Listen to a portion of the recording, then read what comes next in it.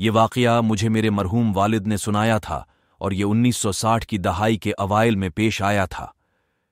मैं अपने वालिद के बारे में थोड़ा सा पस मंजर देना चाहूँगा, जो हैदराबाद दक्कन में पैदा हुए और पले बढ़े और उस्मानिया यूनिवर्सिटी से ग्रेजुएशन करके पेशे के लिहाज से मेडिकल डॉक्टर थे।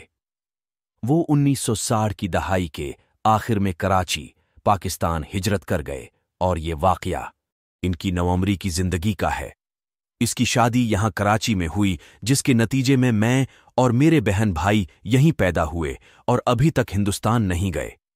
लिहाजा मैं हैदराबाद दक्कन या आम तौर पर हिंदुस्तान के बारे में किसी भी किस्म की गलत फहमियों के बारे में किसी भी इस्लाह का खैर मकदम करता हूं, क्योंकि मैं मकामी नहीं हूं और मुझे यकीन है कि आप सब ऐसी गलत फहमियों को नज़रअंदाज कर देंगे। मेरे वालिद को हिंदुस्तान की अपनी खूबसूरत और तारीखी जाए पैदाइश से बहुत सी यादें थीं और वो अपने बचपन से हमें बहुत सी कहानियां सुनाते थे, बहुत सी खुशगवार, लेकिन कुछ बहुत ही अजीब, जिनमें से ये एक परेशान कुन वाक़या सीधा ठंडा करने वाला था, जिसने जिंदा दिन की रोशनियों को खौफजदा कर दिया था। हमसे बाहर जब हम बच्चे थे, मेरे वालिद के मुताबिक हैदराबाद दक्कन इन दिनों सनातकारी के लिहाज से इतना तरक्की याफ्ता नहीं था जितना कि अब है, और शहर के मुज़ाफ़ात निस्बतन कम तरक्की याफ्ता थे। ये तजर्बा मेरे वालिद की खाला के घर फिला मोहल्ले में हुआ। घर में ग्राउंड +1 फ्लोर था और ग्राउंड फ्लोर पर बाहर निकलने के दरवाजे से बिल्कुल मुल्हक मुर्गियों के लिए एक बड़ा पंजरा था, जो दीवार की पूरी लंबाई के साथ चिपका हुआ था, जैसा कि इन दिनों कुछ घरों में घरेलू मकासद के लिए होने का रवाज था। ग्राउंड फ्लोर से बाहर निकलकर कशादा सहन में जाता था। गर्मियों में घर वालों के लिए रात के खाने के बाद सहन में आराम करना, मरकजी दरवाजे से कुछ फासले पर रखी चारपाइयों, एक हल्के लकड़ी के बस्तर पर लेटना और आराम करना आम था। ये ऐसी ही एक रात थी जब मेरे वालिद और उनके कज़न खाला के बेटे ने मामूल से पहले रात का खाना खाया और सहन में आराम करने, गुपशप करने और बोर्ड गेम्स खेलने का फैसला किया। वो देर तक जागने के बाद थक गए और घर के मरकजी दरवाजे से कुछ फासले पर वाक़े चारपाई पर सोने का फैसला किया, जो चारपाई के पांवों के सरे से साफ दिखाई दे रहा था। मेरे वालिद वाक़ई थके हुए थे और फौरन गहरी नींद में चले गए, जबकि उनका कज़न हल्की सी नींद में था और आंखें बंद किए गहरी सोचों में गुम था। रात खामोशी थी और पिन ड्रॉप खामोशी थी।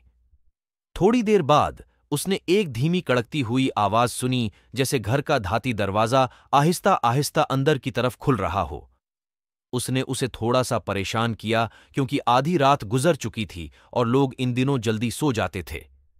उसके बाद जो कुछ उसने देखा उससे हुआ निकल गई जब वो जम गया और उसे अपनी रीढ़ की हड्डी को ठंडक महसूस हुई। उसने देखा कि तकरीबन 7 फुट ऊंची शख्सियत सियाह लिबास में मलबूस थी, जिसके सिर के बगैर मरकजी दरवाजे में दाखिल होते हुए आहिस्ता आहिस्ता घसीटते हुए अंदाज में। ये वाज़ेह नहीं था कि ये मर्द है या औरत। ये धीरे धीरे उनसे गुजरता हुआ ग्राउंड फ्लोर के दाखिली दरवाजे की तरफ गया, जहां चकन इनक्लोजर वाक़ा था। का अपनी जगह पर मंजम्मद हो गया था और कोई आवाज नहीं निकाल सकता था।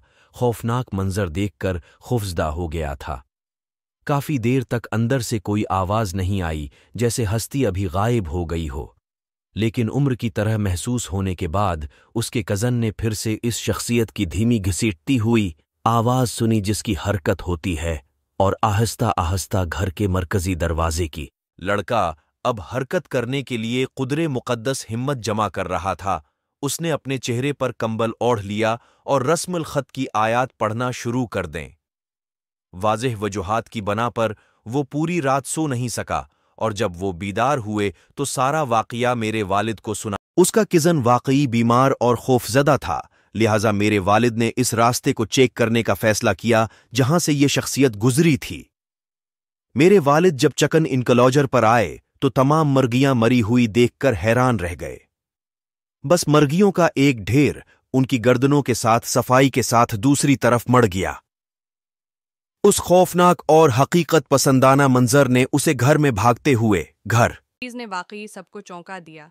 وہ یہ تھا کہ بہت سے مرغی میں سے ایک بھی مرغے نے کوئی معمولی سی آواز بھی نہیں نکالی تاکہ کسی کو ہوشیار کر سکے۔ تمام مرغیاں وہاں کیسے بالکل خاموش بیٹھی تھیں، جبکہ بے سر کا تماشا انہیں ایک ایک کر کے مار رہا تھا۔ یہ کہنے کی ضرورت نہیں کہ اس کے بعد خاندان کے افراد نے کسی بھی قسم کی تفریق یا تفریش کے لیے صحن کا استعمال کرنا چھوڑ دیا۔